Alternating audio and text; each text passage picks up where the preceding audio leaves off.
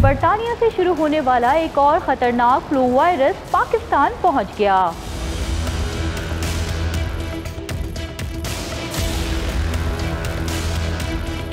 नज़ला, जुकाम, खांसी की अलामत के साथ इस वायरस के केसेस पूरी दुनिया में तेजी से फैल रहे हैं और अब ये केसेस पाकिस्तान में भी रिपोर्ट होना शुरू हो गए हैं। यहाँ नज़ला ज़ुकाम के अलामत के साथ आए हैं। एक तो पहले ही कोरोना आ चुका है और अब नज़ला ज़ुकाम का इतना एक नया वायरस चल गया है कि जिससे लोग बहुत शदीद परेशान हैं। ये तमाम लोग जो बैठे हैं बेचारे, इनके लवाहिकीन हैं और अंदर मरीज़ इनके साथ हैं। हमारा भी एक मरीज़ अंदर है, तो ट्रीटमेंट भी अच्छा हो रहा है, लेकिन वायरस बहुत ज़्यादा फैल चुका है। ये एक मौसम का भी होता है और लेकिन ये पोल्यूशन जो बढ़ रही है, इससे देखें पहले भी हम कोरोना की वजह से कितना हमारी ये इकोनॉमी डूब गई। इन वजह से ये सारी बीमारियां जन्म ले रही हैं। यहाँ छोटा भाई मेरा एडमिट है, इसी से इन्फेक्टेड है जो वायरस आजकल चल रहे हैं, अस्थमा वगैरह या मज़ीद जो मौसम या आलूगी की वजह से। बिल्कुल तादाद बढ़ रही है, जैसे कि मुल्क के अंदर अनहाइजीनिक सिचुएशंस हैं और काफ़ी ज़्यादा जो है वो कचरा और इस चीज़ का सिलसिला है, तो इसकी वजह से जो है जाहिर सी बात है ऐसे डिजीज़ आएंगे और फ्लूज आएंगे। इन लोगों को पहले इन चीज़ों को बेहतर करना चाहिए, हॉस्पिटल्स के निज़ाम को बेहतर करना चाहिए और पता नहीं अभी तक कर नहीं रहे हैं। अल्लाह बेहतर करे, ये लोग करें, अल्लाह ने हिदायत दे। अच्छा, क्या लगता है कि इसमें भी मास्क वगैरह लगाने को कह रहे हैं, तो उसकी कुछ बेहतरी होगी? कोई मतलब सिर्फ मास्क से बेहतरी नहीं हो सकती। इन चीज़ों के ऊपर बहुत सारे और भी प्रिकॉशंस होते हैं जो लेने चाहिए। उनकी ट्रेनिंग हमारे लोगों को नहीं दी जाती, तो ये ज़रूरी है कि उनको ट्रेन करा जाए इन चीज़ों के लिए, उनको बताया जाए, उनको अवेयरनेस दी जाए। बच्चों के साथ आए, ये मेरी बीवी की तबीयत ख़राब है, इसको खांसी है, नज़ला ज़ुकाम है और बुखार भी होता है और इसकी तबीयत दिखाने आए।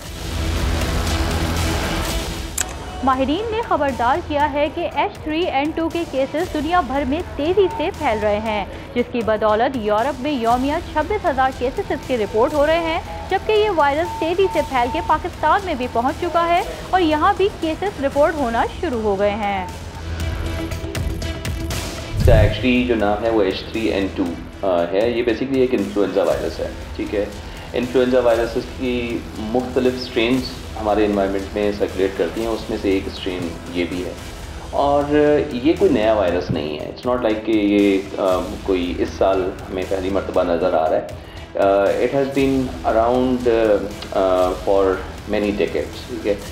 फर्स्ट टाइम अगर मैं रिकॉल करूँ इसके जो और मेमोरी को थोड़ा रिकॉल करूँ तो ये 1960s से एग्जिस्ट कर रहा है एनवायरनमेंट में और साल दर साल जो है वो ये नज़र आता है और अपनी केसेस जो है वो बिल्कुल शो करता है। बेसिकली इसको एक एनवायरनमेंट चाहिए होता है सरगर्म होने के लिए और ग्रो करने के लिए, मल्टीप्लाई करने के लिए, जो कि सर्दियों के मौसम में ज़्यादातर होता है। जब मौसम खुश्क होता है और सर्द होता है तब ये ज़्यादातर लोगों को इन्फेक्ट करता है क्योंकि उस वक्त वो मल्टीप्लाई कर रहा होता है।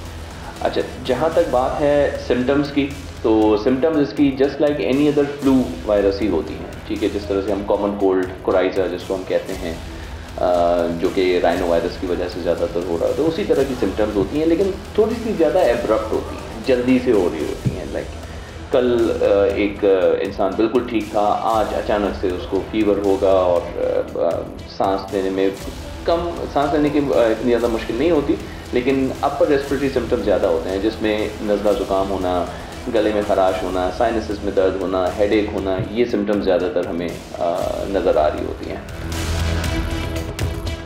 सुपर फ्लू की अलामात में बुखार, थकन, गले और जिस्म में शदीद तकलीफ शामिल है।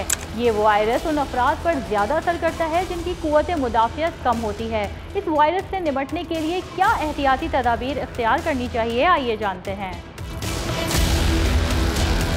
आप जो है प्रोटेक्शन को प्राइम इम्पोर्टेंस दें। प्रोटेक्शन ये है कि जैसे क्राउड वगैरह जहाँ पर है तो वहाँ पर थोड़ा कम जाएं। एट ए टाइम अपनी खुराक में जो है बेहतरी रखें जिसमें मैदे पे जोर कम हो और उसके अलावा पानी का इस्तेमाल ज़्यादा करें, साफ़ पानी पीने वाला।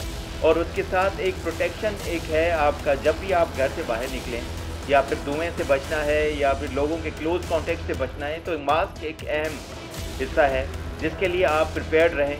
और कुछ चीज़ें हैं जैसे इम्यून बूस्टर जिसको कहते हैं, जिसमें विटामिन सी आ जाता है, विटामिन डी आ जाता है, सप्लीमेंट्स आ जाते हैं, और फ्रूट और इनका जो है सलाद का इस्तेमाल ज़्यादा रखें, ताकि वो आपको इंटरनल जो है एनर्जी आपको मुहैया करे और ओवरऑल आपको जो है इन चीज़ों के जो मौसमी असरात हैं उससे इफ़ेक्ट होने से बचाएं आप। टिबी माहिरीन के मुताबिक सुपर वायरस यानी H3N2 से रिकवर होने में मरीज को 2 हफ्ते लगते हैं। ताहम इससे बचाव के लिए शहरियों को एहतियाती तदाबीर इख्तियार करनी चाहिए। SOPs को फॉलो करते हुए मास्क का इस्तेमाल करें, गैर ज़रूरी घरों से ना निकलें और रश वाली जगहों पर जाने से इज्तनाब करें।